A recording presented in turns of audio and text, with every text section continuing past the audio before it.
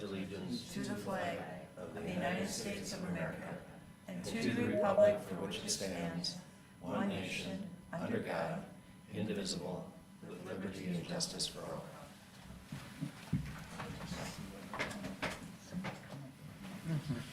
All right, we will call the meeting to order. We have the agenda in front of us. Are there any additions or corrections? Mr. Chair, the only addition was you've been given a copy of for the water truck for solid waste. Okay. All right, is there a motion to approve with the addition?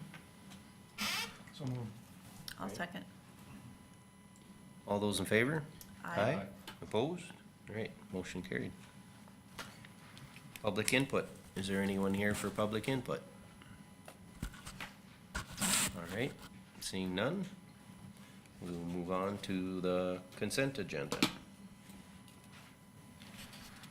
Move to approve. Right, Shar moves. Is there a second? I'll second. David seconds. All those in favor? Aye. Opposed? All right, motion carried.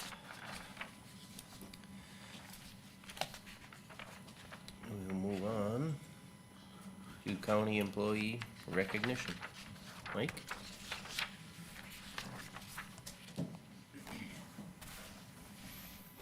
Morning, Board. Morning. For county employee recognition today, in Human Services, we have Karen Bogan. Case aide began the full-time position on March 24th. Welcome. And in Highway, Renee Olson, Assistant Accountant, is recognized for 15 years of service on March 22nd. And Nicholas Simon, Maintenance 2, is recognized for 10 years of service on March 30th. Okay, well, thank you.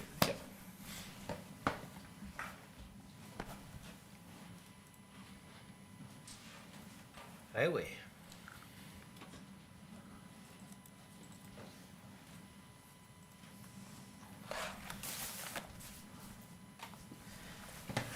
Good morning.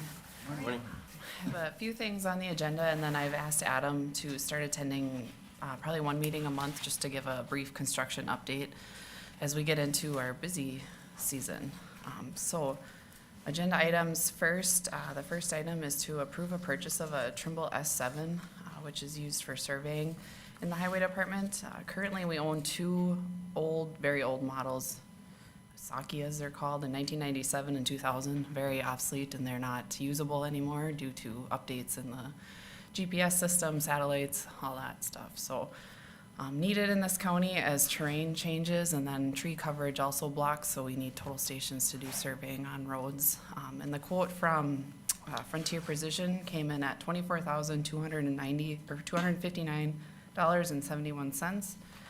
And that, we had budgeted about $20,000 with the thoughts of getting a used S6 model, but those have even they don't repair those, they don't carry the parts to repair, so they recommended going to this S7 model, and it came in at that price. All right, is there a motion? I noticed there was only one bid.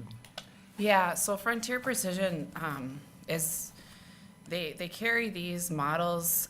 There's not other companies that really carry them. Like, getting a bid from Trimble specifically, it doesn't really work because then Frontier Precision does all the setting up of them, and then they do the training, and that's who we use on our other products.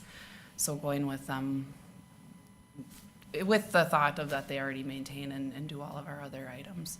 I noticed we're already doing work with them or something, I think. Yep, we do. We maintain our handheld Trimble, and they do updates to the system that we use. I don't Yep. even know. We have Maybe you can explain it. We have a service agreement with them to keep our handheld GPSs up to date. So we did get a few quotes from them on a brand new S7, and that was in like the $35,000 range, and a used S6 was in that $12,000 range, but like we said, the S6s were obsolete, but this one was kind of in the middle ground. It was kind of a demo unit that they brought to all their conferences and stuff, so they gave us a deal on this unit for about half the cost for the actual total station there itself. So we do feel like we're getting a decent deal on this one, so. Thank Are you. there any other options? There is other total station brands out there, but Trimble and these S models are the most commonly used, and they're most kept up to date with the GPS, with the satellites, with the technology as it changes and gets in, and most people know how to operate those. Like Ryan, our county surveyor, could borrow and use this if he need be. NRM, if they do ever do surveying work or need it, could borrow it. And then kind of cross county too. I don't know any county that doesn't operate a Trimble model now. I think they're all pretty standard of getting into these Trimbles. I would assume once you're in a service agreement, you're kind of married to. A little bit, yeah. I think there are other vendors, but these are the most local, and I guess we've got a good relationship with Frontier, so that's kind of while we're leaning towards this option. All right, we have the information. Does anybody care to make a motion? I'll make a motion to approve. All right, is there a second? I'll second. All right, any more discussion? All those in favor? Aye. Aye. Opposed? All right, motion carried. Perfect. The second item I have in the agenda item, I just had that we would have a bid letting, and at that time, we had it yesterday morning at 11 o'clock. We're moving into the process of online bidding through our RT provider. It's no cost to the county. The plan holders pay to bid on this online system.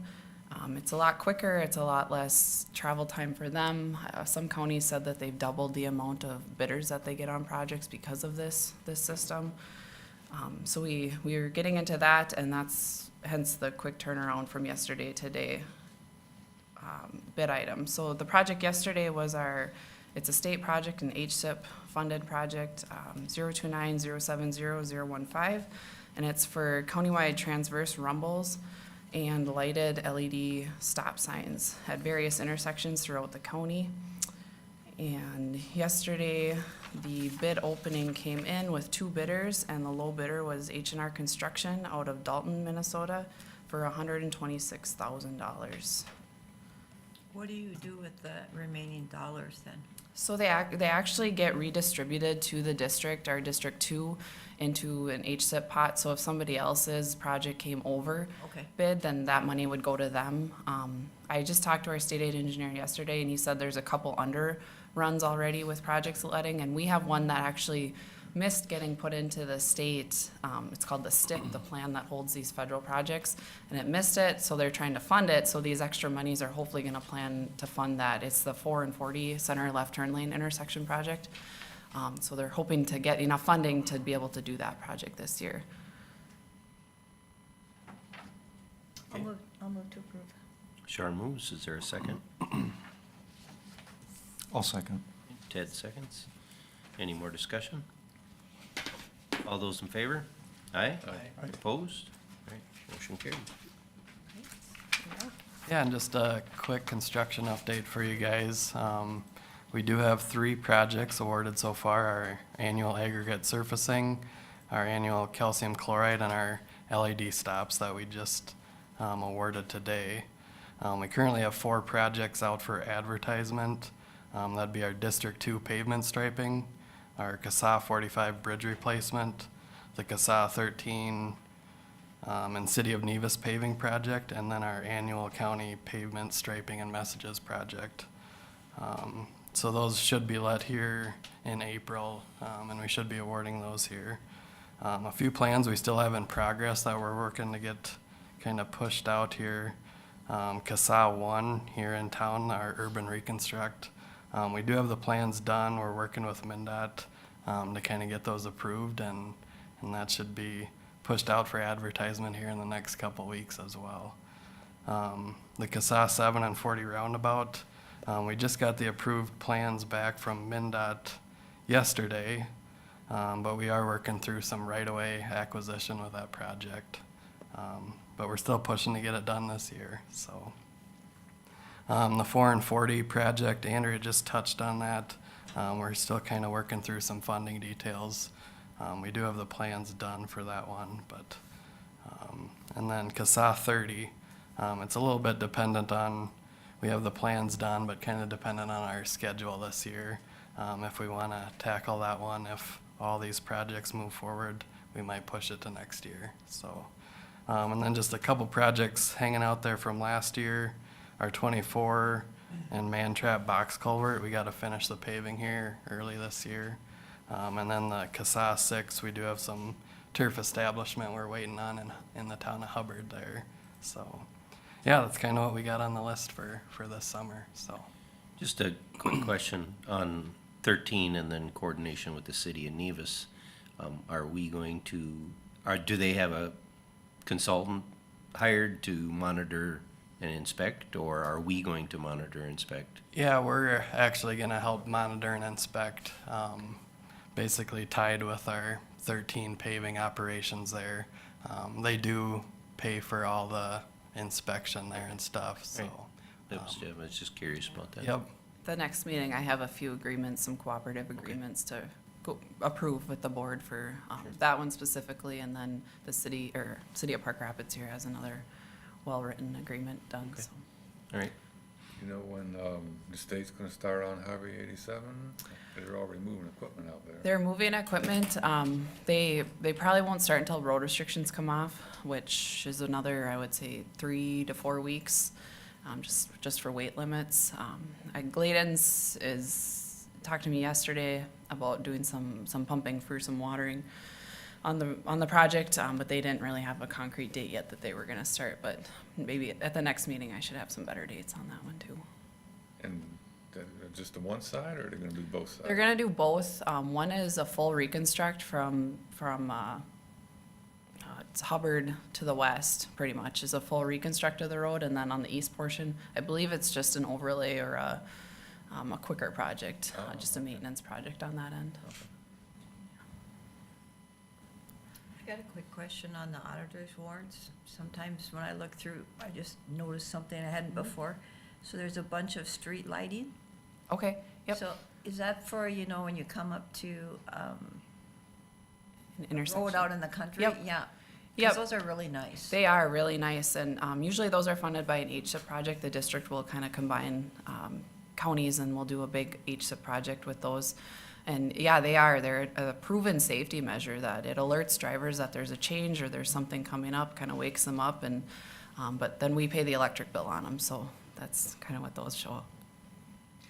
I agree, it's a big safety thing. I did Yeah. have one constituent reach out to me, and they didn't like the extra light pollution, but it really is a safety. Yeah, Some nights it's just Yes. dead dark out there. it is, and Yeah. or misty or raining, Yeah. snowing, anything like that, and any extra lighting is, it's not nice per se, but they've come a long way in that too, where they're downcast, they're LEDs, so they're more efficient, they're not as harmful to the environment too. Yeah, we have a couple locations that we're looking at just doing a county project on. okay, anything else? All right, well, thank you. All right, thank you. Natural resources.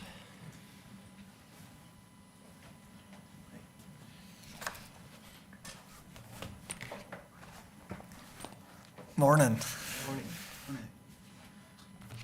Ready for the beautiful weather coming? It's gonna be short-lived. I hope so. I don't plan on shoveling anything. So I just have one thing today. It's actually two things within one, but just the road grading, yearly road grading for our forest roads. Quotes came back really low, compared to other years. I don't know what the deal's going on, but we're happy to see it. The north road, or south roads, North Central Excavating out of Akeley, got, we'd like to award that to them for their low quote at $96 a mile. And then the north roads, same person as last year, Vote Dirt Service out of Bemidji at $107 a mile. North Central Excavating, we haven't had them grade our roads, but they grade the state forest roads, and they've always looked really good, so looking forward to trying someone new and, seeing how they do, so. How often do you have them Once- maintain them? Once a month. Once a month? May, June, July, August, and September. So, Okay. yep, we used to be 3 times a year. Now we kind of switched it to once a month. Or if we need it, if there's a washout or something, we'll have them. Yeah, that's probably a good practice, just because you get grass and trees and Oh, everything yeah. growing on the edges Yeah, of the road. yep, Then you yep. can't ever get rid of the windrow you put up there. It's got so many chunks in it. So Yep. do you pay extra then if a spot needs gravel or something? Yeah, if we need a culvert or gravel, we'll pay a little extra for them to help put that in, so. Yep. Okay, any more questions? Do you want these as 2 separate motions, or? Sure, I don't know. Yeah. You could make it as a single to approve both Yep. bid sheets, or you could do them individually. I'll make a motion to approve both quotes for North Central Excavating for the southern part of Hubbard County, and then Vote Dirt Service for the northern part. Ted made the motion. Is there a second? I'll second. Char seconds. Any more discussion? All those in favor? Aye. Aye. Opposed? Right. All right, thank you. Okay. And just a reminder, timber auction is April 14th, so a couple Mondays from now. Sorry, I had somebody ask yesterday when the trails are gonna be open. So it's probably gonna be another couple weeks. So dry, you're waiting for it to dry? Yeah, the frost and Yeah. if we keep getting the snow and rain, it might take a little longer. But, yeah, be probably a couple weeks. We've been getting a lot of calls too, so. Yeah, and I'll be on vacation for a week, so if you need somebody, just call the main number, talk to Donna or Greg. So, thank All you. right, well, thank you. All right, solid waste.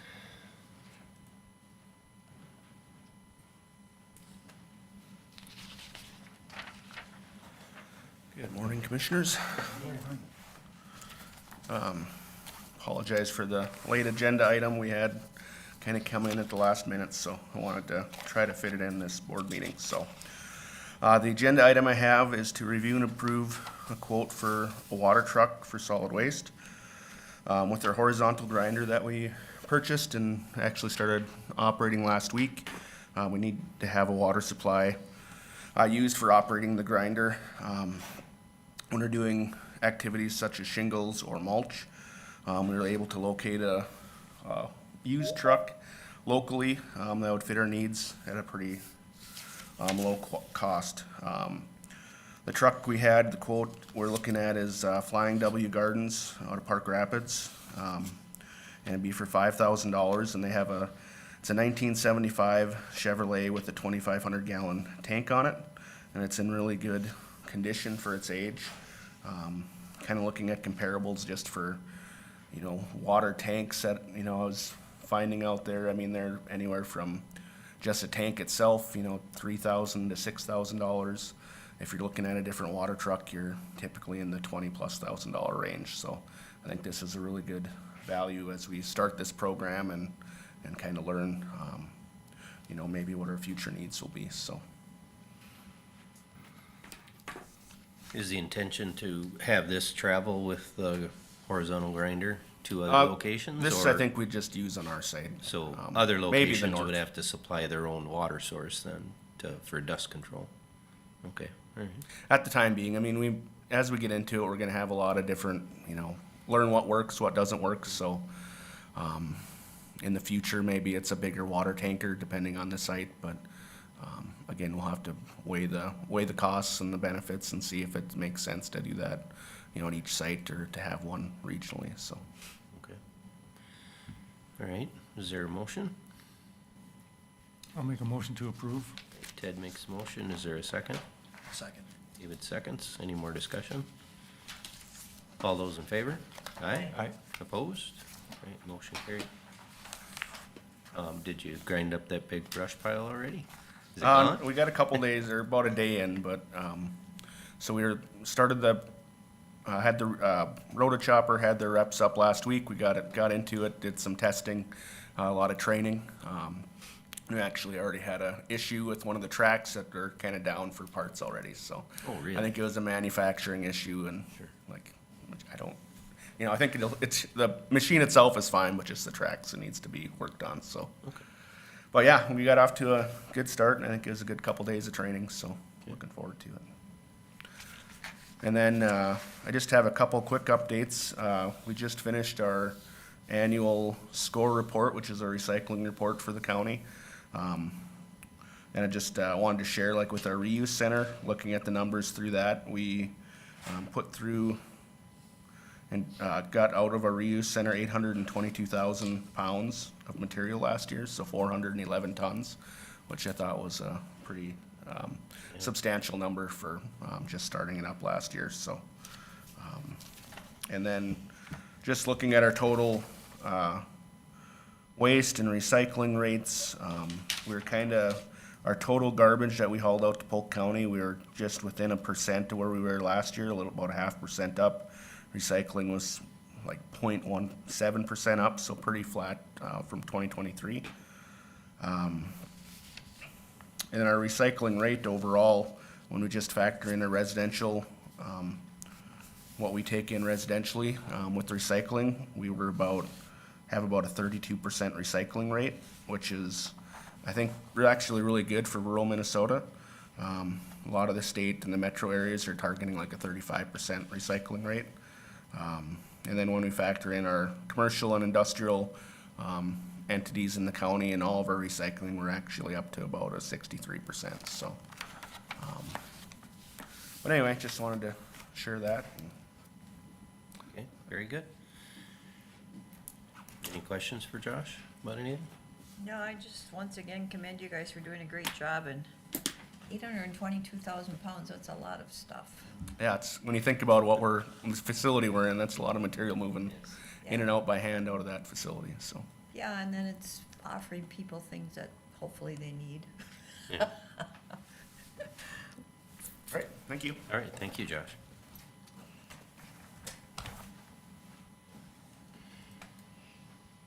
All right, administrator.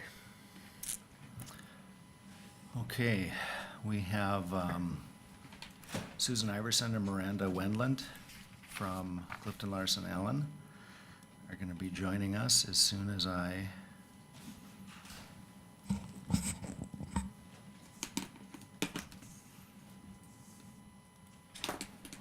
can get this screen sharing working.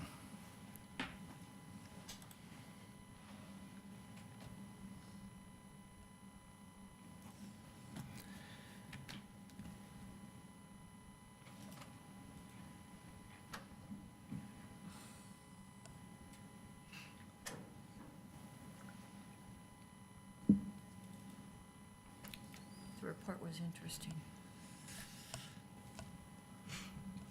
Okay, are you guys seeing There you go.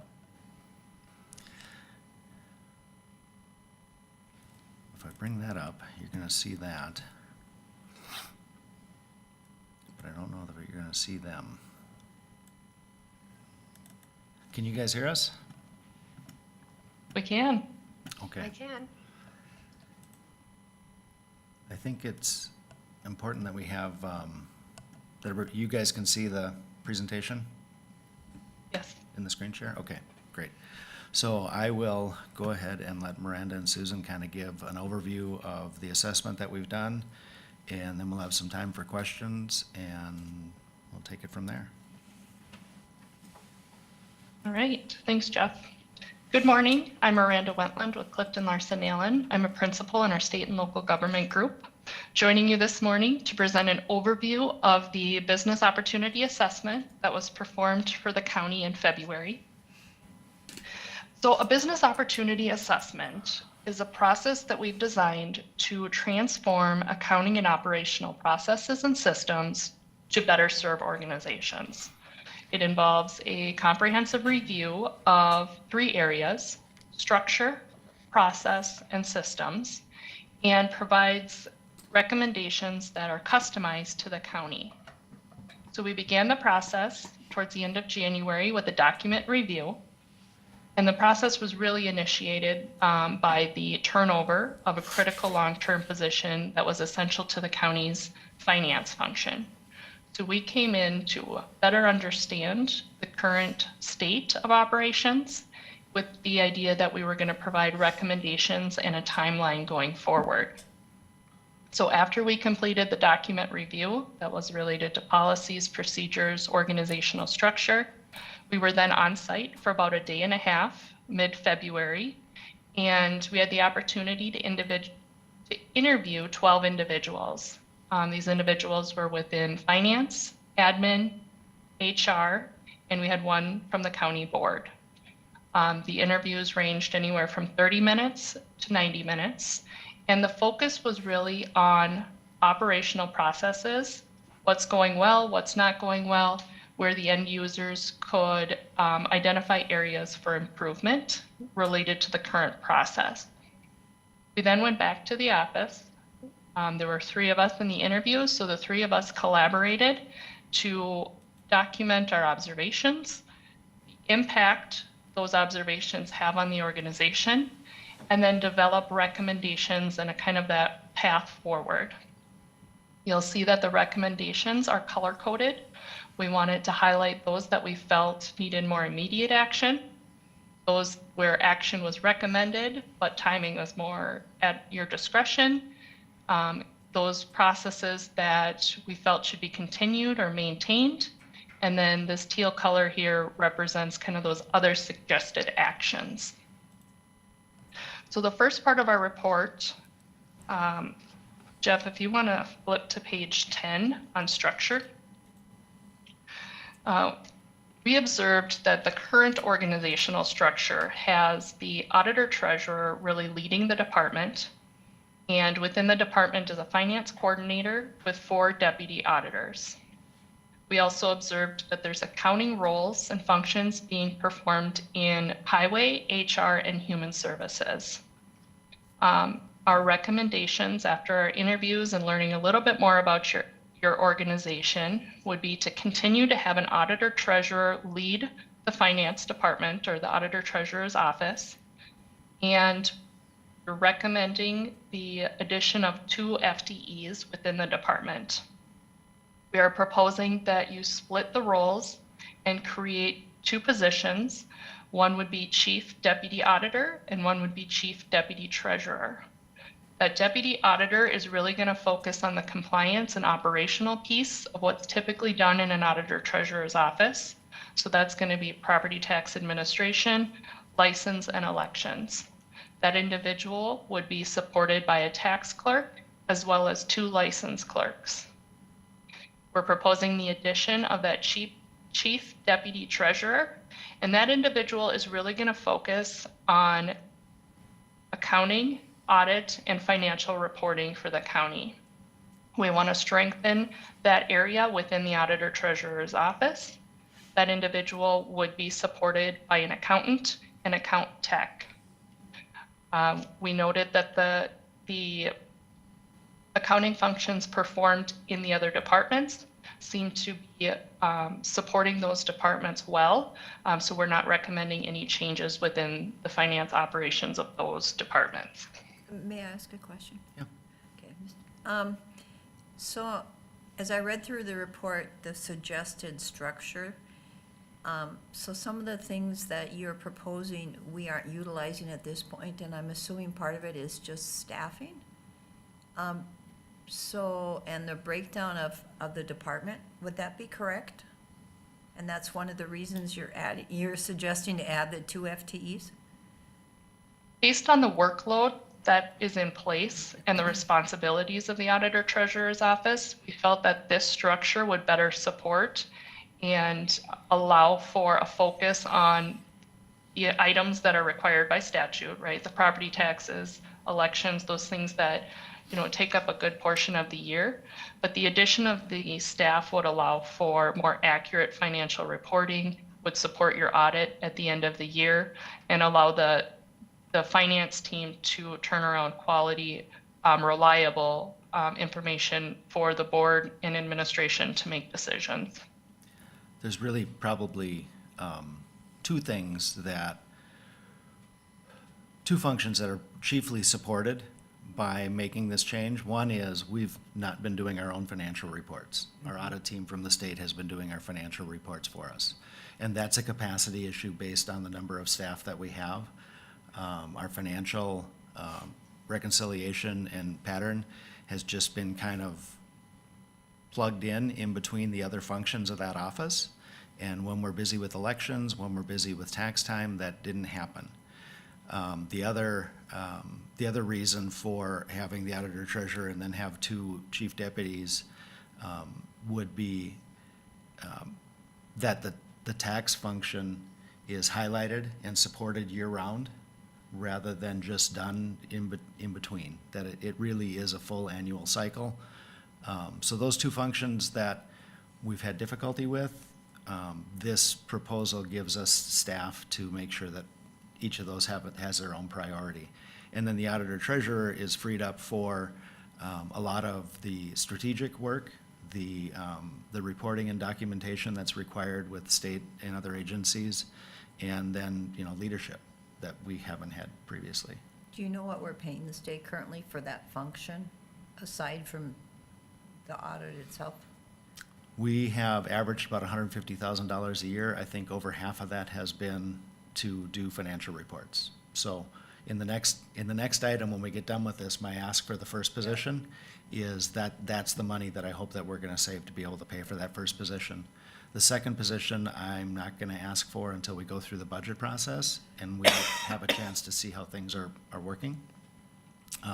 But yes, that I anticipate that we'll at least cut our audit costs by a third to a half when we have the capacity to do our own financial statements. That amount will cover, I imagine these two deputy auditor, deputy treasurer is going to be in like an elevated position, bigger salary, so it's going to cover that as well? Yes, I would think it would cover one position and the increases to the promotion items. That was a key item to me is, if we're going to be adding two more positions, we're already growing fast enough the way it is. I absolutely agree, and I don't bring a recommendation for additional staffing lightly. I will comment that Cass County has very similar budget to ours, very similar, a little few more staff than we have. They have 11 people serving this office, and we had 6. So it's obvious now that we didn't have, that the reason we weren't getting our audits done on time and that we weren't doing our own financial statements is we didn't have the capacity inside to do that, and we were probably never gonna get out from under that with only 6 people. We're gonna have a lot more comment about that portion and asking for the staff right at the end of this presentation. And maybe I'm jumping the gun at this question. You can delay if you want to talk about it at a different time, but so some of the systems that you're recommending, we are already using, but not to full capacity? We're gonna cover that specifically. Yeah, okay, all right, But I'll make a note in case we don't answer that question. okay. Next Oh, slide. I guess one last comment on structure is when you're looking to replace the auditor treasurer role, we recommend focusing on a candidate that has strong leadership skills and can foster a culture of continuous training and development within your internal teams, focusing on timely reporting for the other departments that they're serving, and then working on collaboration amongst the county finance individuals. Really want to function as a team going forward. The next couple of slides here break down the proposed roles and responsibilities for each of the positions within that auditor treasurer's department. With, like you mentioned, the deputy or chief deputy auditor and the chief deputy treasurer being more elevated positions, being the supervisors of the other individuals, which is also going to allow for more appropriate segregation of duties, the checks and balances between individuals within the department, and will allow for cross-training and utilization of accounting time. We've had no depth in that department. We only had one person who knew how to calculate tax rates or was certified to be able to even work on that and submit that to the state. So this would provide depth and backup to all those major functions. Did you incorporate in the job description for the auditor treasurer, did you incorporate a lot of these suggestions? Yes, yep. Okay. Yeah, as a matter of fact, I asked Miranda and Susan to review that position description before I worked with Gina to put it Wonderful. into our format, so. Thank you.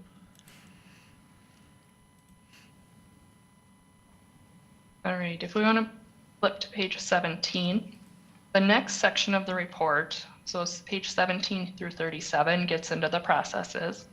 You'll see that we took a look at 10 different processes, being purchasing, accounts payable, expense management, revenue receiving and accounts receivable, grant management, cash management, payroll, month-end close, year-end close, budget, and the overall audit function. In many of these areas, we had consistent observations, which included a lack of written policies and procedures. In instances where there was a policy or procedure, we had noted it was, in most cases, the procedure or policy was outdated. In general, there are decentralized processes that create duplication and inefficiencies. And we also noted that there's some paper-heavy processes throughout the county. So our overall recommendations as it relates to processes are really to develop standard operating procedures that are in writing, update your policies. We want to centralize grant management, accounts payable, the purchasing function, and receipting. We recommend that you implement a computerized cash drawer system, which is going to create a lot of efficiencies in receipting and daily cash management. We noted that you had implemented a new tax system, but there's some optimization that can be done within that system to make the process for recognizing electronic payments within your accounting system more efficient. We'd like to see you working towards 100% of the county departments being on the same accounts payable workflow and document retention system.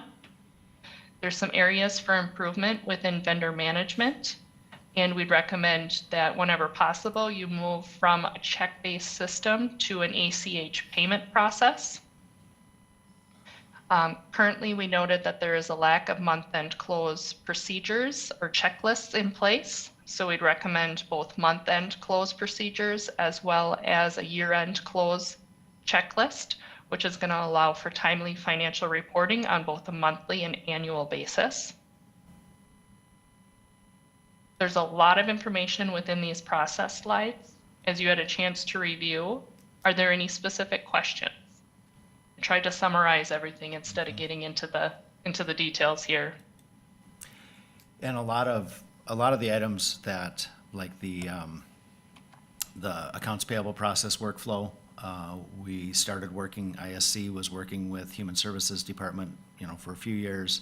We brought it on board, over in the Treasurer's office starting last year, and we're adding people to that. So that's a part that's in process. Documentation of closing procedures, et cetera. That's something that that you need to review and go through regularly. As often as you see Gina working on updating HR policies and procedures, it's just a constant thing that needs to be done. Over the last month, Marie, with Susan's help, has been documenting a lot of the processes as she's been going through them. So it's just a part of how we're changing to work to do the business at this point in time. The cash drawer system is, we have two options. IFS has a cash drawer, basically a cash register system, where you put a virtual cash register, everybody can log into their own virtual cash register, and then when they make a transaction, it compiles all the receipts so that we don't have paper receipts, and the entry into IFS is much simpler. The other option is that Tyler also has a cash drawer system that would integrate with their online payment system. Their online payment system would really integrate very well with their current tax system. So if we're thinking about The vast majority of the receipts that we take, they come through our tax system, and that might be the way to go. We had our first meeting with Tyler last week, and we're gonna have a second meeting, I think, week after next. And then we'll get a proposal from them about what that would look like to implement.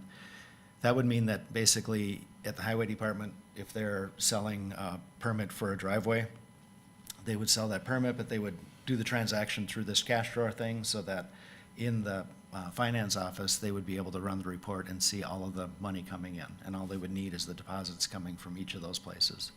And if they use a credit card, then that would also be coming in from another report from the credit card processing. So we have the availability to make a lot of this happen pretty quickly because our vendors have capacity to bring that on for us.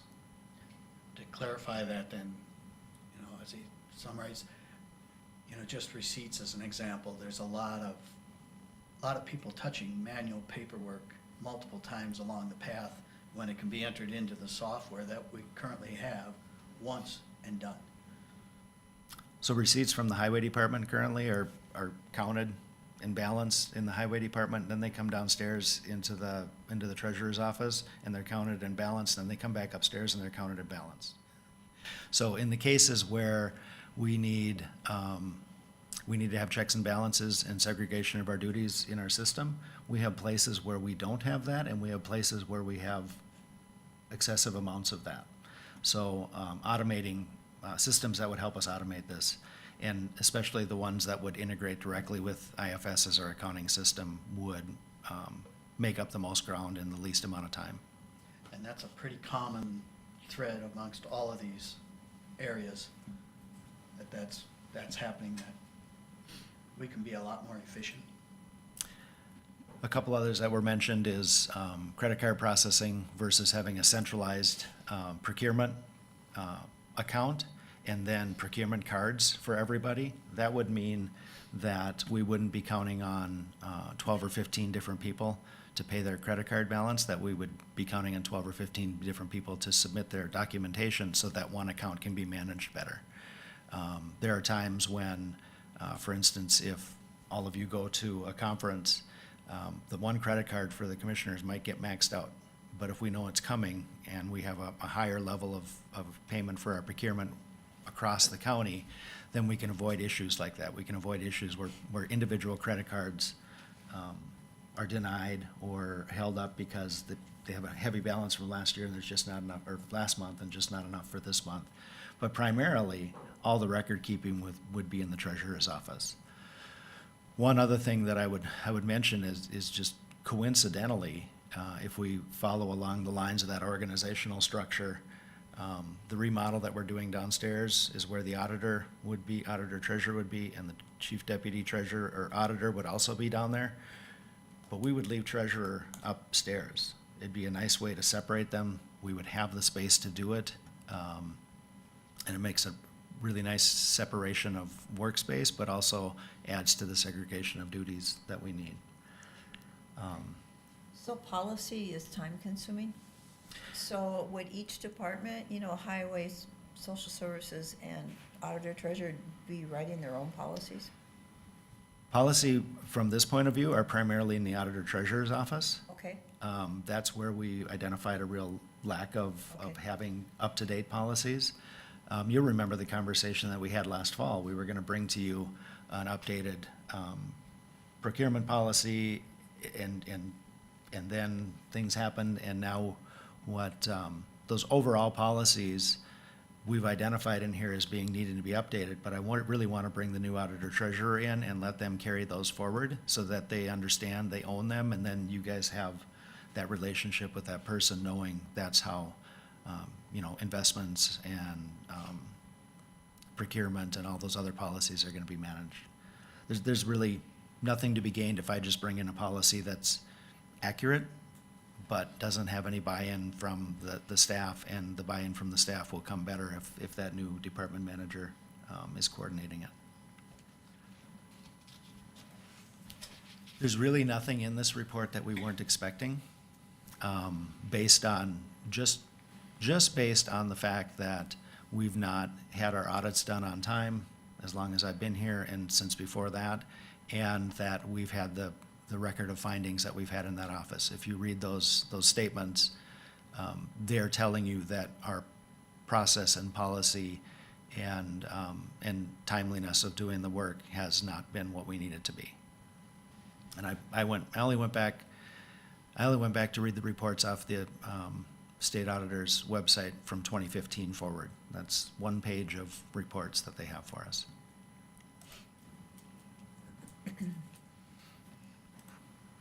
Next item, Miranda.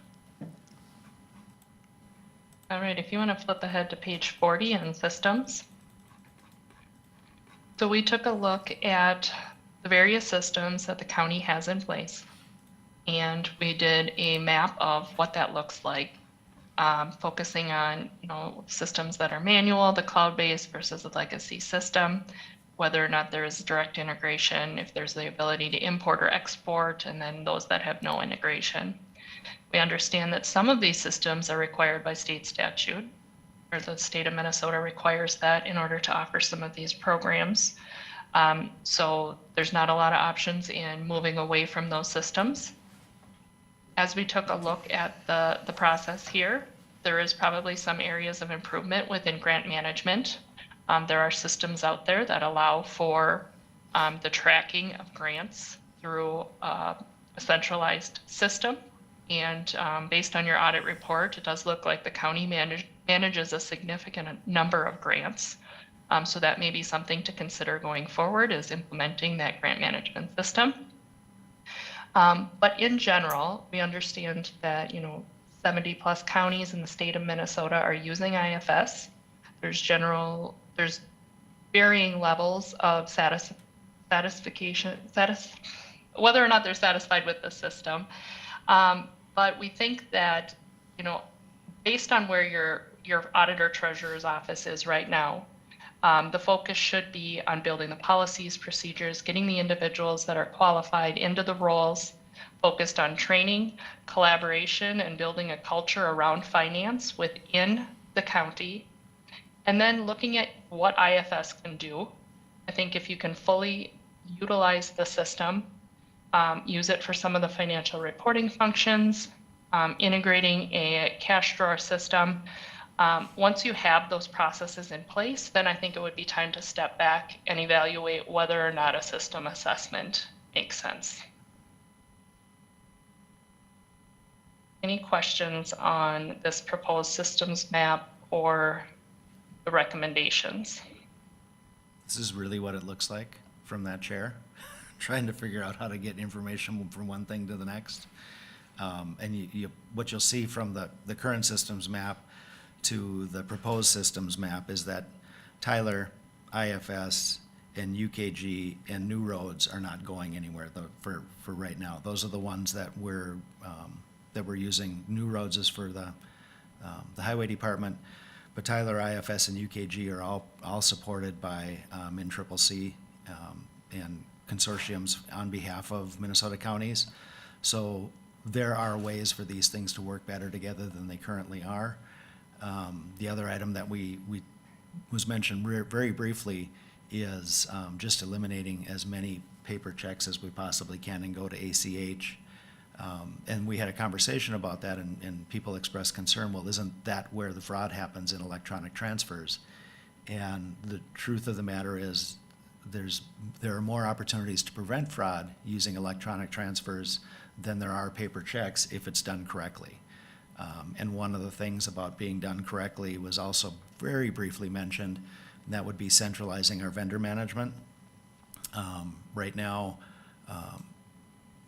pretty much everybody that has access to IFS can enter a new vendor into the system.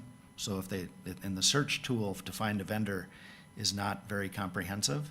So sometimes a vendor is entered even though there is already a vendor in there, and that creates a lot of problems. One example is the city of Park Rapids needed a copy of all the payments that we made to them in 2024, right? They'd gotten their dollars, they knew that, they just needed a report. And in order to run a report for how many payments we made to the city of Park Rapids, I had to include 3 vendor numbers for the city of Park Rapids, just to get all of them, because from different places they're being used differently. So a cleanup of our IFS relative to a lot of our accounts that we're using, the vendors that we're using, and making sure that if that's all centralized, so if we add a new vendor, we need to have their documentation, their tax information, we need to have all of that in one place. So if there's one person who's primarily responsible for maintaining the vendor file, everybody else works off of it. And it doesn't slow down terribly, so the highway department works with a new vendor and they submit a bill, but then they also have to submit the new vendor information. So somebody in the treasurer's office enters that new vendor, then they can process it, and then it can move forward. That ISC workflow will also facilitate moving that along faster. It doesn't sit on anybody's desk. It gets done right away, gets put in the workflow and moved back and forth, so. Is that general ledger, is that in the cloud, offsite? General ledger is a component of IFS as our accounting system. So I am not an accountant. You guys can explain this much better than I can, but generally you have your cash accounts, right, which is the county checkbook. You have your general ledger accounts, which maintain all the assets and liabilities for the county. And those cash accounts and general ledger accounts need to be talking to each other appropriately. And right now, they're not all set up to be doing exactly that, which is one of the obstacles to us being able to do our financial reporting. The financial reporting has to be happening on a cash and a general ledger basis. And much of what the state is doing for us is they are making those journal entries. They're reviewing all of our activity and they're making all the journal entries, and then we're processing them into the system. So if we build that cash to general ledger process into our monthly or quarterly balancing, when we get to the end of the year, it'll be much easier for us to prepare for the next year's audit. Susan, did I come close? She's nodding her head, but she's muted. You did really well. Okay. So if we further down the road looked at the systems, the screen that we're viewing now, that might change then? Well, I would tell you 2 years ago, MinCCC submitted an RFP, or led an RFP for somebody to write the new version of IFS. IFS is based on an older database technology, much like the MMIS system in human services is built on an old database system. That's what makes looking up vendor information really hard. That's what makes, but at the same time, those old systems, for the people who are good at it, find them to be very, very effective. So the challenge with IFS is to find a comprehensive replacement that would satisfy all the state requirements. In my understanding, probably means $250,000 a year in fees, not to mention the upfront costs, which is why more than 70 counties are using it, because they just pay their user fees. They're part of that MinCCC group, and they collaborate on keeping that up to date. It is as overwhelming a task as updating the systems in human services, is to find a replacement for this. The people who have done it because their accounting needs are much more complicated, like a Stearns County or a Hennepin or a St. Louis County, and they have to have something else. And then they work in that environment, and then they have to run those reports and basically fit them through an IFS-style interface so that they can be turned into the state. One specific example, when I was trying to do submit our summary budget to the state of Minnesota, within IFS, there's a report, print your summary budget. But none of our revenue and expenditure codes are in the right sequence or in the right place relative to the chart of accounts that's provided by the state that they use for reporting. So it took me 6 hours to run, to print out the detail, the 129 pages of the budget as you're used to seeing it in IFS, and summarizing all of those expenditures and revenues into the correct accounts so that we could report that into the state. If we just fix those revenue and expenditure accounts, then next year we could just run that report. It takes time to get it correct, but it saves a lot more time as we get moving down the road. But yeah, between Tyler and IFS, I think the greatest advantage, other than cleaning up our account, our revenue and expenditure accounts, is getting a cash drawer function so that we can integrate all of our payments. Right now, that's a very manual process. Next, Miranda? All right, if you want to flip ahead to the timeline here. All right, so based on our understanding of the county and based on our recommendations, we've kind of come up with a timeline to address the themes. So the first one here would be to hire an onboard an auditor treasurer. We're looking at Q2 and Q3 of 2025. To restructure the finance roles, looking for that to take place in Q3 and into Q4 of 25, with the goal of being restructured by the end of this calendar year. Hiring the additional finance staff, looking at Q4 of 2025 with the exception of the account tech. The account tech we think is important to hire a little bit earlier than that in order to get some of those daily procedures in place and some of those tasks taken over from Marie to free her up to assist with audit and some of the monthly reporting. But then to hire the additional finance staff in Q4 of 2025, which would impact the budget for 2026. Documenting the financial processes, as Jeff mentioned, Marie got a start on that. So we would see that as an ongoing procedure over the next 4 quarters. And then once you've got some of these things in place, starting to take a look across departments at how you can optimize the effectiveness of IFS, UKG, and ICS. ISC, Jeff. I know. ICS is our construction manager. ISC is our, anyway, so just to put a little bit extra on here, the first data review for the auditor treasurer position is April 18th. Restructuring the finance roles, we've got people working on a class in those 2 positions at this point in time. But once as soon as we would identify someone to put in that auditor treasurer position, we would probably be working on making the permanent changes to the organizational structure that we're talking about. And then we had the hire additional finance staff here in this, when the development of the report, I said, I don't want to add anything until we get to budget time. And then we started talking about the staff that Skylar and Marie are going to have to help train the new auditor. And the biggest thing that they need help with is they need help doing the weekly warrants, which is a big chunk of Skylar's time that we can't have him be doing. And then some of the daily, weekly, and monthly reconciliation of bank accounts that Marie is doing could be done by somebody else as soon as we had them on board. That account tech position that we're going to ask for is, in my mind, the equivalent of the deputy auditor positions we have working downstairs. One thing we talked about relative to those positions is we have 4 deputy auditors, but they're all doing different things. So in the organizational chart, you saw that they were identified as working over on the tax side, working in the license side. That's not that they're not going to be cross-trained.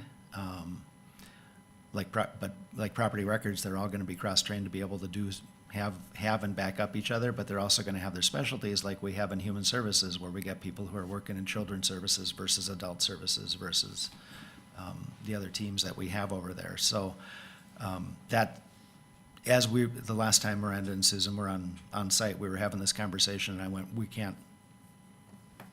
we have to bring the first position to the board sooner rather than later, because for us to have time to get the new auditor treasurer off on the right foot, we need to make sure that those underlying fundamental weekly things are being done by somebody well, so.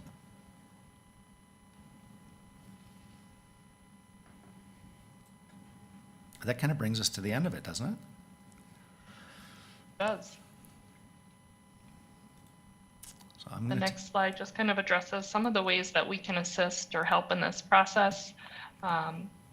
We'd like to thank you for the opportunity to get to know your organization a little bit better, perform this assessment, and we hope that you find our recommendations helpful.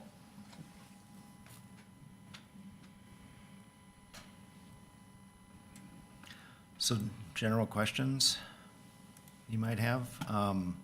Susan's been on site for a couple days a week for the last 3 weeks. And Miranda was here last week.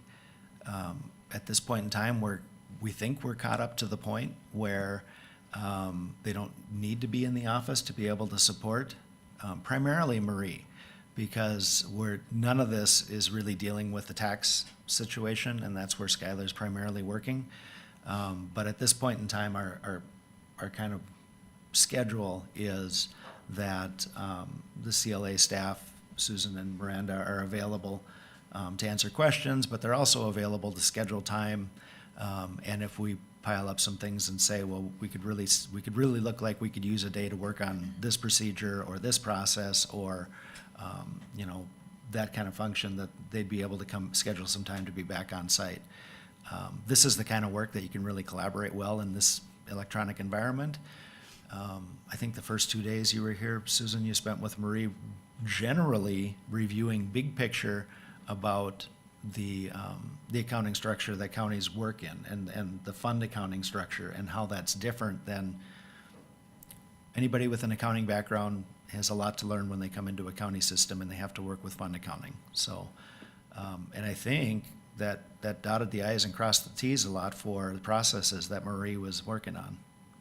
Correct. And it just gave a lot of context for why things were in different funds and what she had to watch out for and what the legal statutes were and why we had to do things the way we do. So it kind of filled in all of the blanks, but then it helped us find places where things weren't being done and that needed to be corrected.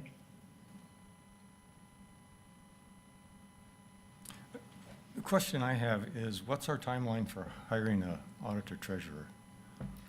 The date of first review is April 18th. Okay. So if What's the best case scenario where we would have somebody? The best case scenario would probably be that we would have somebody here by the end of May. Okay. Because what I'm looking at, I guess, and I see this with all of our departments, I'm not an auditor treasurer, I'm not a highway engineer, I'm not a solid waste coordinator or anything like that. I would like to have somebody hired and in place to review everything that's, I appreciate the work that's been done on this, but I would like to have somebody in place to look at this and have their opinion as to which way we should be going forward versus having something in place, having somebody come in as our auditor treasurer and perhaps find issues or not like certain things and has maybe a better way of doing something that I don't know about. I guess that's my concern, is that we're getting things in place for somebody that may have a better way. And that's completely fair. That's why we're putting off the policy development until that person would be here. But that office, much like county's work as a whole, is 80% mandated. 80% of what that office has to do is driven by 3 major calendars that are put out by different departments of the state. And compliance with them is not optional. There's not a maybe we can find a better way to do it. So, and fund accounting and working with IFS is really what we have until we have somebody that gets that coordinated and working well. So yes, there's an opportunity on how the department runs. These are recommendations relative to the staffing and the organizational structure based on observations and best practices. The compliance portion is really, there's really not an option not to do, and there's not another way to do it. The calendars that come out from elections, that come out from tax, that come out from the auditor's office, relative to the county's requirement for doing an annual audit, are, like I said, akin to the fact that 80% of what we do as a county is pretty much mandated and directed by the state. And 80% of that office is really driven by those state requirements as well. Obviously, whoever comes into that position, if we find somebody with leadership and fund accounting background and the ability to do all these things, the way they lead their team will be based on their personality and the way that they want to lead a team. I was gonna make a comment when we got to 7B, but it goes along with what Ted said, is, I'd like to see this new auditor hired and in position to be part of the process of hiring this person that's coming up. I think the auditor ought to be part of that hiring process for that new position. And that very likely could be. It looks like your timeline, it shows it that, because you showed the first 2 quarters for the Yep. auditor treasurer, and you showed the 3rd quarter for the position. Yep, and that was because typically, if we go through the process and request positions in June for consideration in the next year's schedule, then the first time that we would come back is if we passed the preliminary levy and said, okay, this position's still in there, I'd like the opportunity to advertise for this position and start interviewing for this position, they would come on board just before the beginning of 2026. Yeah. And if we approve the position, we're still 3 weeks away from posting that position, so very likely, we would have somebody on board to be able to do the interviewing for that position. It's, from the time that you approve a position, we've got 2 to 3 weeks worth of time before we actually have the position ready to post, and then it's usually 2 to 4 weeks before we would have any applicants to review. I wouldn't want to wait until, my recommendation would be to approve the position so that we can get that started, and not wait until we have an auditor treasurer in place to post that position, but that would be your choice. So I'm a little confused. So Ted and Tom, and so Jeff on page 43, the hiring in 4th quarter, that was for the 2nd financial position, right? The first financial position you're gonna ask. No, the that board- was for both financial positions. for both. The way it's Okay. written on that report, it was for both new positions would be on that timeline. All right, thank you. Another thing I was looking at is how our recorders and assessors office came together, and instead of hiring another person or 2, they looked at combining their staffs and saving the county time and money and coordinating, how they work together. I don't know if something like that's gonna be possible with the auditor treasurer's office. But once again, I'm not an auditor treasurer, so I couldn't speak to whether something like that's possible. I think too, if you go through the entire presentation and dig into each one of those things and read every word on how things are currently being done and what the proposed change in, I think you'll quickly come to the solution that it will take 2 additional people and the structure makes sense versus the way we are now. We've kind of set up that there's not enough support there to avoid the problems we've had. That's what I got out of the whole presentation, and when the committee had them going through the entire presentation over an hour and a half, 2 hours, those common themes across each one of those areas kept appearing. And one of the problems we have is we're hiring the state at a high rate to do work that we could be doing here ourselves, and then like Jeff said, we could have year-round versus we wait till the state gets it, the state gets it late, and then it takes them and we pay high dollar. Yeah, I can see I like it too, the idea that if we're spending up to $150,000 a year to the state for doing some of this, to have somebody else in-house doing it, I think that would be perhaps better. And then the way to pay for that person is instead of paying the state, we're paying that person. So some offset like that, I appreciate. And going along with that, Ted, I would like to get back to putting out bids to see who could do our audit. And right at the moment, we're kind of stuck with the state because we're not able to do things in-house that we need to. I know that some of the other committees and boards and that I'm on. As I've spoken before, HRDC, we asked over 50 different auditors before we found somebody that would audit for us. So I don't know what happened to, like, auditors along with the other working people. I don't know what happened to them all, because it seems like there's such a need in every job capacity out there in the United States. It's not back when I was a young man and you were hoping to find a job. Now it's kind of like, what job do I want?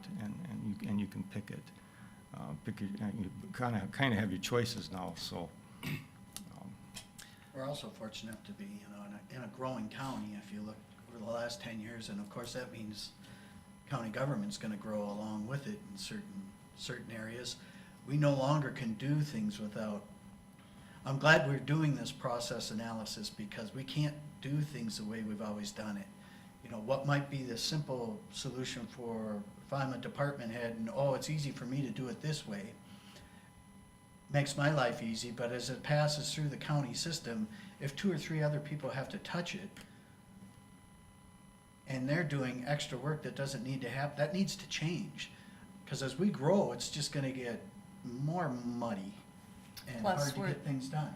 And then we're paying for work that if we were more That's right. efficient, they wouldn't have to do. I also think that once the necessary staff are hired, the ability to cross-train and have backup individuals for each position, so they can, if someone's absent for a while, someone else can automatically step in because they have a little bit of background knowledge of how to do that job. I think that's kind of very important in my eyes, because really right now we don't have a lot of that. And we're probably gonna need it next year.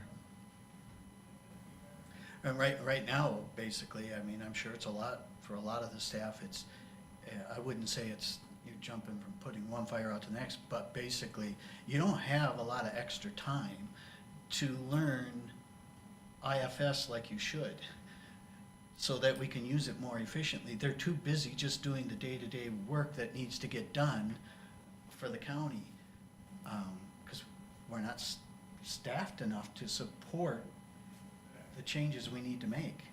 The biggest challenge with IFS, as opposed to Tyler has a whole training community. They have a whole support community. They have people who answer questions about how to do processes, what order to do processes in.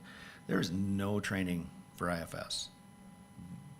There's a user group, but to try to find your way into a user group and figure out how to use best practices, working with Clifton Larson Allen, and then working with the counties who do make themselves available, right, an hours at a time here and there. But when we implement in Tyler, we had everybody sit through, weeks of training and hours of training over 18 months. We had people here on site setting it up. Our challenge is we didn't have anybody on our end who was able to verify those rollovers from the old system to the new system, which created a lot of the bumps that we've had over the last few years. I think we've pretty much worked those out at this point in time. But to work through IFS, you really need a consultant who knows how it works, who can tie in the cash to the GL accounts, who can make sure that all that's happening. We have the tracking information for all of that when we get the journal entries that the auditor's office sends us. 460 some entries that we have to make before we can run our financial reports. We have all that data, we just didn't have anybody with the comprehensive understanding of the system and the time to make it happen. And we just can't continue to work that way. We've got to be doing this correctly, and we've got to find the most efficient way to do it. And certainly there's opportunity for that incumbent in that position to lead that department the way that they need to, but the compliance portion isn't really optional, and we haven't been meeting the compliance. I just got a letter today from Department of Human Services that said, your audits are all due by October 1st. We haven't hit October 1st in, I don't know, not since I've been here. This year our audit wasn't done till February. It almost affected our rating on the debt issuance for this $2 million debt. So we can't do that. We've got to make the deadlines. Okay, any other comments? Okay, well, thank you. I'm going to move you guys to the off screen and I'm going to bring the agenda back up.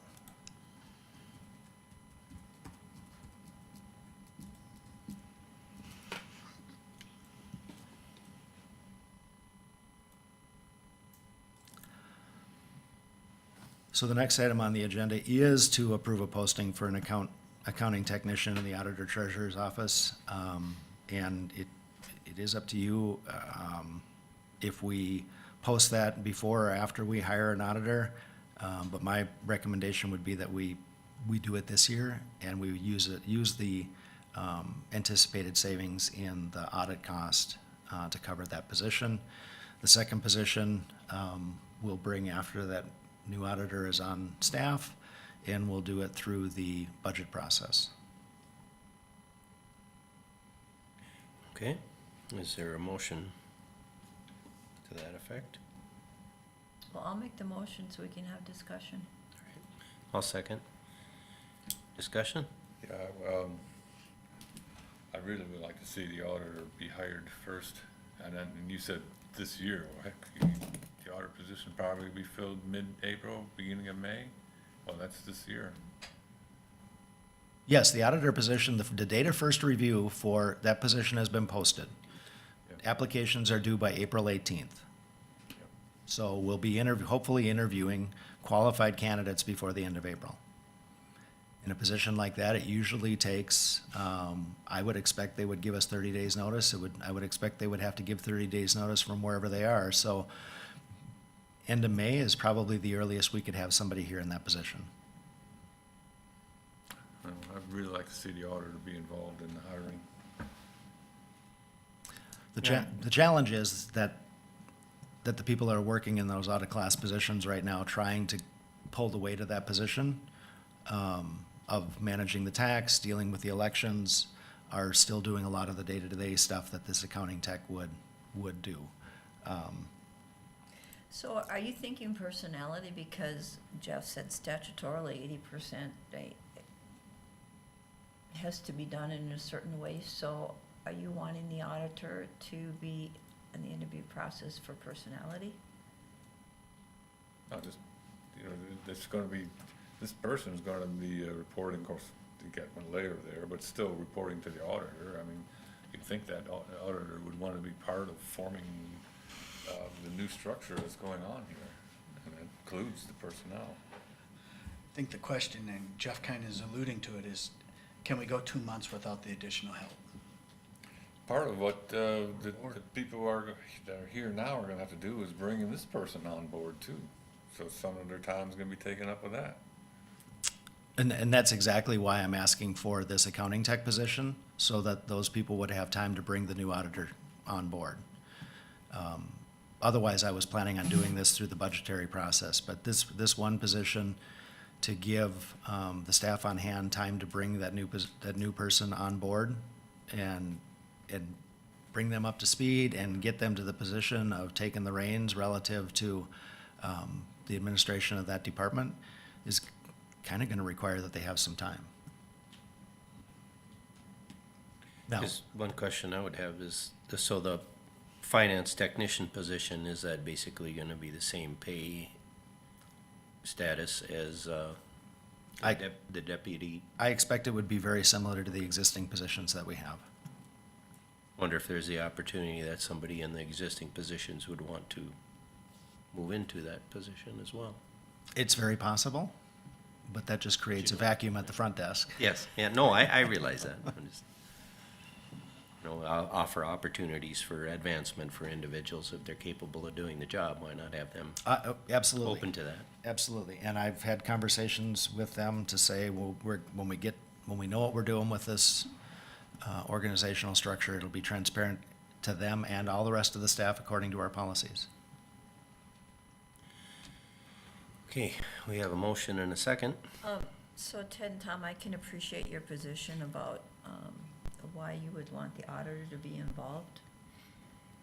On the flip side, the auditor might be happy that there's someone in the position already trying training to do the work, because there's major changes proposed for efficiencies that affects beyond the auditor treasurer department.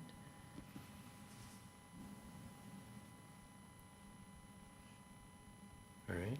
Any more discussion? All right, we have a motion and a second. All those in favor? Aye. Opposed? Aye. All right, motion carried. Was that two? Two. Two noes? Yep. Okay.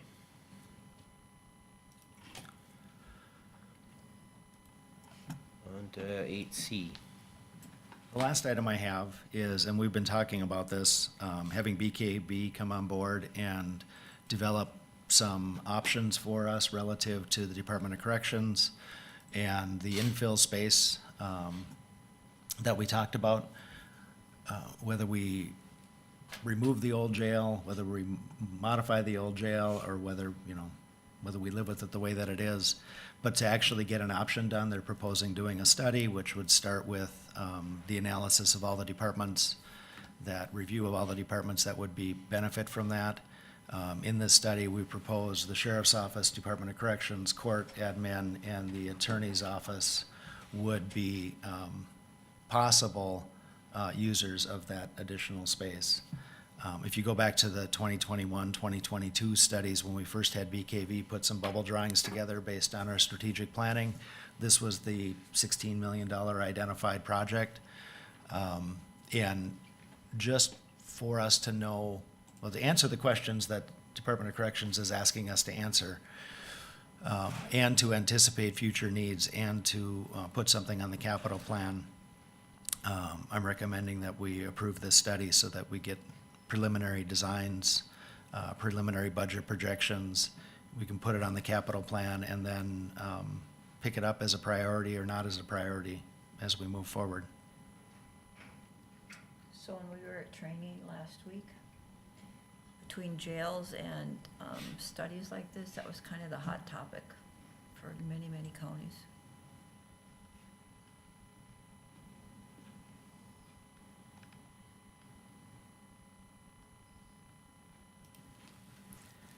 Okay, you have the, And if we approve this, BKV, I believe, would be on site by the end of April to do the preliminary interviews with the departments. okay, Where exactly is this spot? It's the old jail. Old jail, okay. It's the old jail, so it's the space between courts and the law enforcement center. And the needs for that were identified 3-4 years ago when we did this was safe transit from the jail to the court administration, or to the court space, DOC space, attorney space. As soon as we're finished with the remodel downstairs, if we ever have to add any staff to the attorney's office, they're out of space again. And that area is just sitting vacant right now still. And that area is sitting vacant, so do we do something with it? Do we leave it? Do we, and then, of course, we've had the conversation with the Department of Corrections, saying that the space that they have is not suitable for their needs at this point in time. They're asking us what we can do as the owner to change that. We've had many conversations. I've talked with Mark and his supervisors. They did submit a 1-year extension of their contract to stay where they are with us for the next year. I'll be bringing that to you in 2 weeks. But that was kind of contingent on the fact that we said we're gonna do this study because we need to know. If we're gonna do a DWI court, we talked about, do we have the right spaces for that? So there's a lot of current county needs and future planning that we can get a really good idea of by approving this contract with BKV. okay, is there a motion? I'll move. Something needs to be done with that space. I'll second. Tom and David. All right, any more discussion? All those in favor? Aye. Aye. Opposed? All right, motion carried. Okay. Committee reports. Who wants to start? I only have one. That was, I missed some meetings because we were at the AMC training. Actually, I thought the training started off slow, but it finished on a real positive note. And 2 takeaways I did was, he talked about the importance of how we start our day. And although I start our day with a certain routine, after listening to him, I decided to tweak the order of how I start my day, and I found that to be a good thing. The second thing he talked about that I'm finding challenging is that when we're trying to get a point across to the public or to the board or anybody, is to use, talk of metaphors or use examples. And I actually talked to other commissioners. We're so used to having just a limited amount of time, whether it's with legislatures or even in our meetings, that we tend just to talk the facts. And so that's going to be challenging for me to try put word pictures to my thoughts. Anyway, it ended up being a really good time. It was worthwhile, and just the interaction with other commissioners was really positive. And with Jeff, it was nice to have interaction with Jeff through the training and Ted. Okay. David, did you want to go next? Sure, I can go. Just Heritage to report in February. I have to read sideways. If I flip it, I can't see it all. February, CMS overall star was 4. Health inspector was 4. The quality measure is still at that 2 because they have an error, so it will change. Stephanie submitted all the information needed to make the change, just takes time. And staffing was at a 3, and report card was at a 4, so no changes there. Regarding EBITDA and census at Heritage Manor was 23 in February, but happy to report, some of you already know, we're 100% now in the manor. That happened last week. And the cottages were at 15 in February, and I believe that's back to 16 currently. And Heritage Living Center was at 40.64 in February, and I believe that's up to 44 currently. Highest since So- pre-COVID. Yep.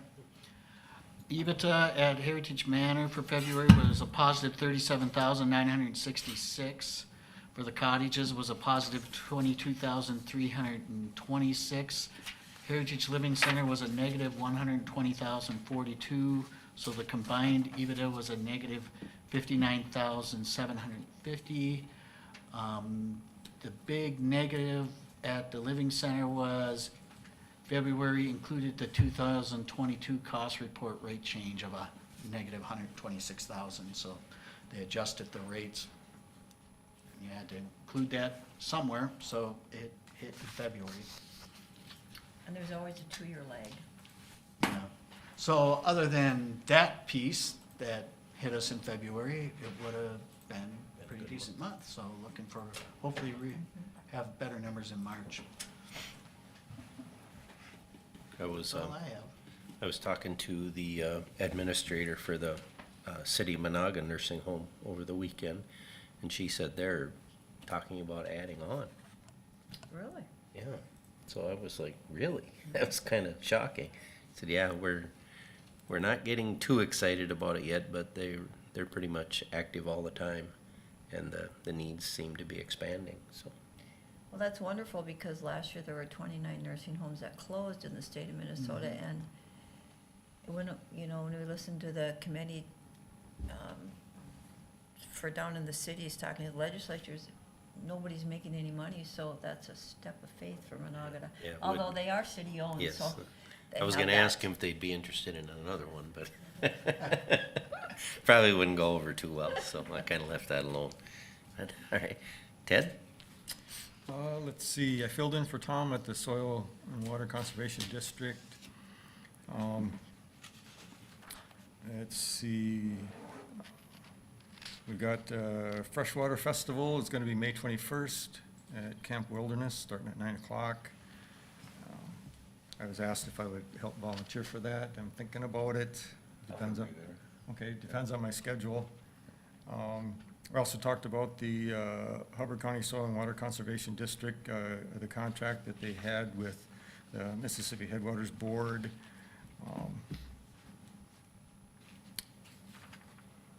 it's kind of a continuation of stuff we've been doing the last couple of years. I'm gonna see if I can get any highlights on that. It's basically, they're reaching out to look for parties that would be interested in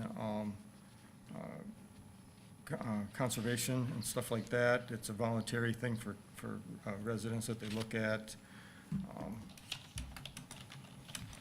And it has, and it's a worthwhile program. And like I think it was $9,500, so it wasn't a big contract there. Also had recommendations for forestry and water quality interns for Don and Lynn. Reviewed the draft Crow Wing River One Watershed. Well, it says here the Crow Wing WBIF service agreement. But I know there was talks about the One Watershed plans and Lake Beltane in particular. And then also a contract with the Soil and Water Conservation District for environmental education stewardship in Itasca County and Wadena counties. Also had the Mississippi Headwaters Board. There was no variance requests or anything there. There again, we at the Mississippi Headwaters Board, then we talked about the Hubbard County Soil and Water Conservation District contract. Megan Fitzgerald spoke on that. We went over our draft planning work plan and budget for 2026. We have what's called the resource-tainment PowerPoint. Resource-tainment was a word that our executive director had kind of created to talk about resource, entertainment resources that are available on the Mississippi River. We're looking at partnering with the Grand Rapids, Visit Grand Rapids on their promoting Grand Rapids through our website, Minnesota Traditions. And let's see, I think that's the high spots on that one. Headwaters Regional Development Commission. Started off with elections. Craig Gosvick from Beltrami County was voted in as chair. I was voted in as vice chair. So we've got basically, and it was we had 5 people actually asking, running for chair. 4 of us running for vice chair, same with treasurer and secretary, and the 2 at-large positions, we had about 4 people running for each of those positions. So it was nice to see that there was people that were interested in serving. Tom and I were talking about sometimes when it gets to be, when people want to nominate a board chair, you're kind of not making eye contact, you know. So it was nice to see that a lot of people were interested in that.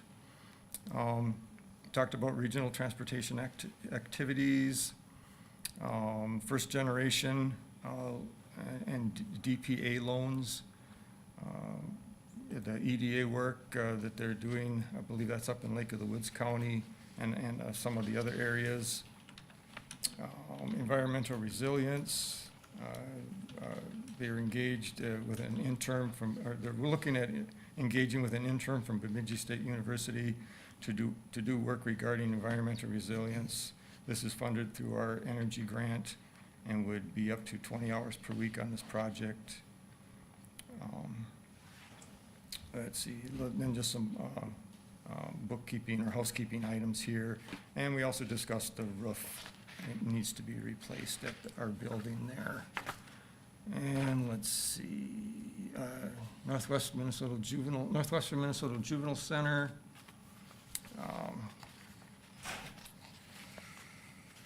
Went over, of course, our normal reports, client movements, and program facilities, maintenance updates. We've got, of course, our capital improvement plan, and we kind of went over where we're at there and what we want to get done, accomplished this year, and of course in the future, and a lot of times it comes down to dollars. Licensing compliance, got a letter from the DOC, and we are in compliance. Also had a comment that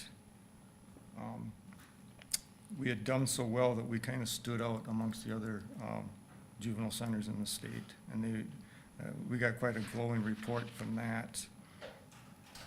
And let's see, and then of course, personal policy updates, looking at a data specialist job description for the people that work in the office there, and safety-based separation 2025 version 1, we kind of reviewed that. And that is all I have. One thing about the Northwest Juveniles, they did a department or staff kind of review of their activities, and I'm just still amazed at how passionate the people that serve the Northwest Juvenile Center, like the kitchen staff, the staff that does the outside homes and things like that, they are just so fired up about taking care of the kids and making sure they have a positive outlook on life and the things they've accomplished. Some have passed the safe serve programs and things like that, so they can work in a restaurant atmosphere and be comfortable and be knowledgeable and things like that. And then the gal that does the satellite homes, she was just a ball of energy, just fired up about it and so excited about seeing how well the kids are doing. And did she say she started there 20 years ago? Yep, she started in 2005. So to see some of the So, long-term yeah. people still working. And she's there. still got that kind of passion for it. I find that amazing, because you see those kids in really tough situations, and it's got to be extremely difficult to deal with. So, thank you, Ted. You're Tom? welcome, thank you. Well, I went on vacation right after the March 17th meetings, and others filled in for me in three different ones, so I have nothing. I had Northwest Juvenile, and then the Parks Board. We met.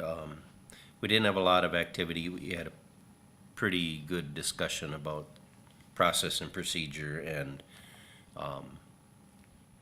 trying to make sure that people recognize the role of the Parks Board itself, and how it should function. No one is in charge of it exactly. It should be a group decision to either move forward with something or pass something. So that was appreciated.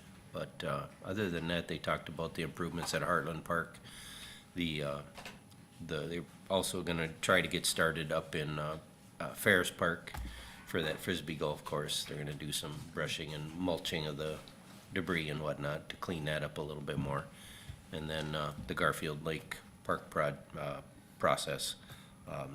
We'll see where that goes. It's going rather slowly, but the weather's not cooperating either. And I guess the one thing I did want to mention that I know the sheriff talked about at department head was the opportunity for people to be part of the Everbridge notification system for 911 incidents and things like that. And that all ties into the emergency management position.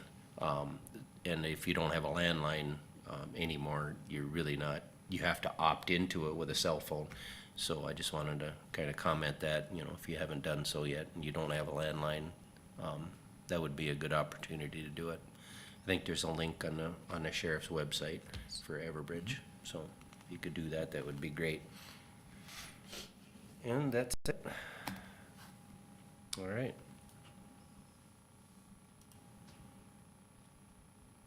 Meetings to note. April 3rd, there's the VA open house for the telehealth. Our work session is coming up. Denise had handed out some paperwork for forward notice. And if we had questions, are we supposed to email her about any of this or just bring questions with us? You can send them to Jeff or myself. Okay. She had just asked that if there were questions that you had that they could prepare for Sure. in advance. And it's sometimes, it's not common to have gotten the materials this far ahead of time from the meeting, so I thought it would be beneficial for you to see it in advance if you had a chance to digest it. Get those questions to me and I can get them to Kelsey or Kelly. And they can come prepared to have a better discussion. Okay. Anything else? All right. Motion to adjourn. So moved. Ted? I'll second. I have one. Oh, yes. I believe I was on the agenda. Yep, you were on the consent agenda. Oh, It's Mike, isn't it? Yep. Alrighty. Oh. Okay, nothing else. All those in favor? Aye? Opposed? All right, we are adjourned.